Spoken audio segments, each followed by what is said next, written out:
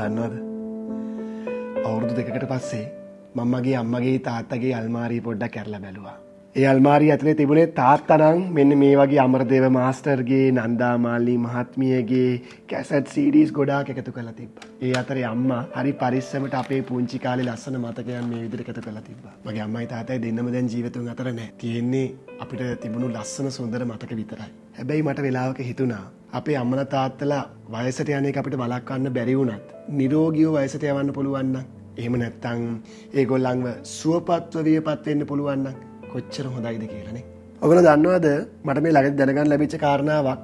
වර්ෂ 2030 වෙනකොට ලංකාවේ සෑම පුරවැසියන් 5 දෙනෙක්ගෙන්ම එක්කෙනෙක් වයස අවුරුදු 60ට වැඩි කෙනෙක් බවට පත් වෙනවා. අපේ මේ වැඩිහිටි පරම්පරාව ටිකක් වැඩි වෙනවදෝ කියලා මට හිතෙනවා. නිකන් හිතන්න, ඔබේ දෙමව්පියන්, අපේ වැඩිහිටියන් වයසට යන එක වළක්වන්න බැරි වුණාට ඒ අයව නිරෝගීව වයසට යන්න පුළුවන් නම් ඒක හරි වටිනව නේද? මට මේ කාරණා මතක් වෙච්ච හේතුවක් තමයි පහුගිය දවසක බොහොම අපූර්ව වැඩසටහනක් පැවැත්වුණා. මම ඒක නිවේදනයේ දායකත්වය ලබා දුන්නා. රොෂාන් රණවන, අනුදි ගුණසේකර, චමින්ද වාස්, එතකොට ප්‍රොෆෙසර් මදුර, මේ වගේ ඕගොල්ලෝ අපි දන්න බොහෝ පිරිසක් මේ වැඩට සම්බන්ධ වෙලා හිටියා. එතෙන්දී කතා වුණා අපි කොහොමද අපේ දෙමව්පියන්ව සුවපත්ව වියපත් වෙන්න අවශ්‍ය පරිසරය ගොඩනගන්නේ කියලා. මම කියන්නේ අපි මේ ගැන හොඳ දැනුවත්භාවයක් තියාගත්තොත් අපිට පුළුවන් අපේ අම්මලා තාත්තලව නිරෝගීව වයසට යන්න පුළුවන් මම් පෙත් ඉවර කරලා දෙන්න.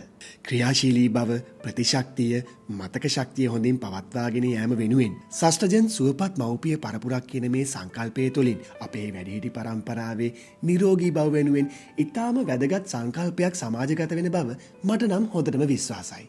තරුණයෝ විදිහට සුවපත්ව වියපත් වෙන අපේ වැඩිහිටි පරම්පරාව වෙනුවෙන් අපේ යුතුයකම් අඩු නැතුව ඉටු කරමු.